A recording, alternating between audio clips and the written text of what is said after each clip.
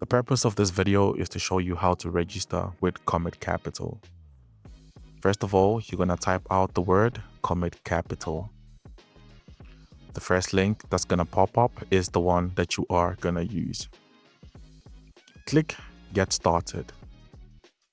And this landing page is where you are supposed to type out all your personal details.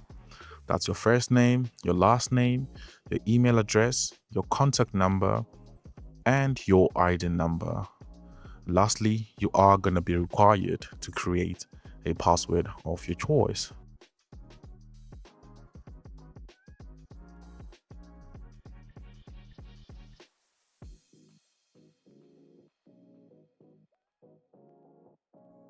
Now, the last step, you are supposed to tick all the boxes and then click on Get Funded Now.